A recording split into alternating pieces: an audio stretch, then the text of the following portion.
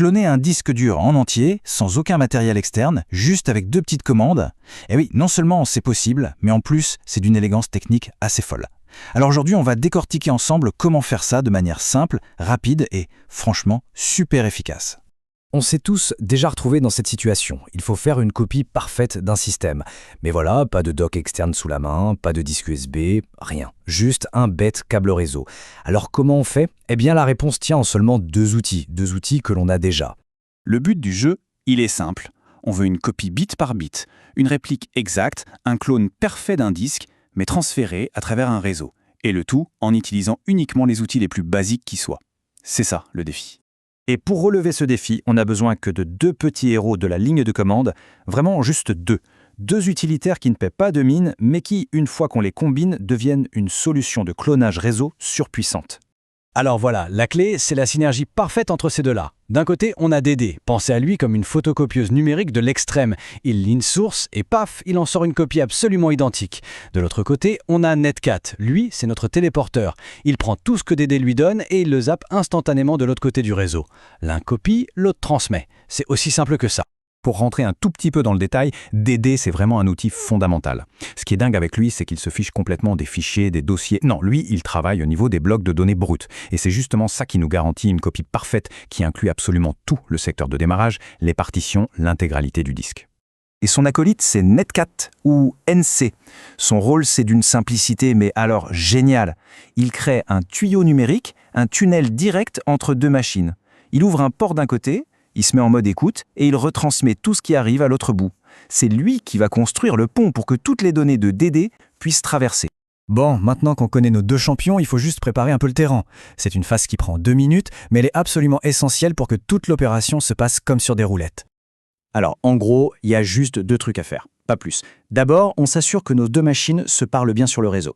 Et ensuite, et ça c'est vraiment le point crucial, on identifie sans se tromper le disque source et le disque des destinations.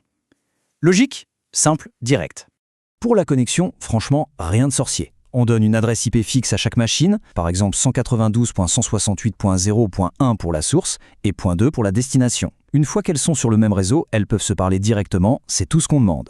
Deuxième étape, et là attention, c'est super important, l'identification des disques. On lance un petit sudo fdisk-l et ça nous liste tout ce qui est branché. Là, il faut être hyper vigilant, bien noter le nom du disque source, genre /dev/sda, et celui de la destination. Parce qu'une erreur ici, et on efface le mauvais disque. Et ça, on ne veut surtout pas. Ok, le terrain est prêt, nos acteurs sont en place. On passe maintenant au cœur du réacteur, au moment où la magie opère. On va lancer les commandes de clonage. Et voilà, regardez-moi ça, c'est toute la beauté de la philosophie Unix. Sur la machine source, Dédé lit le disque et le petit symbole pipe envoie tout ce flot de données directement dans Netcat, qui s'est mise en écoute sur le port 9000. Et de l'autre côté, sur la destination, Netcat se connecte, attrape ce flux et le passe à son tour à Dédé, qui lui n'a plus qu'à écrire sur le nouveau disque. C'est un balai parfaitement synchronisé, un flux de données continu d'un disque à l'autre. Bon, c'est super puissant. Mais qui dit méthode puissante dit qu'il faut faire attention. C'est un peu comme une voiture de sport. Ça va très vite, mais il faut savoir la conduire. Il y a quelques points de vigilance qui sont absolument critiques à connaître avant de se lancer. Ok, là il faut bien écouter. Primo, l'opération est destructrice pour le disque de destination. Tout ce qu'il y a dessus sera effacé, écrasé, sans aucune pitié. Deuxio, le disque de destination doit être au moins aussi gros, si ce n'est plus, que le disque source. Logique. Et enfin, troisièmement, l'erreur fatale serait d'inverser les commandes. Il faut vérifier et revérifier encore une fois que la source envoie bien et que la destination reçoit bien. Alors là, une question très pratique qui vient tout de suite à l'esprit. Si on clone un disque de plusieurs téraoctets, ça peut prendre des heures. Comment on sait où ça en est ? Est-ce que ça avance ? Est-ce que c'est planté ? Parce que le petit curseur qui clignote dans le terminal, c'est sympa, mais ça ne nous dit pas grand-chose. Et la solution, c'est un autre petit bijou d'utilitaire, PV, pour Pipe Viewer.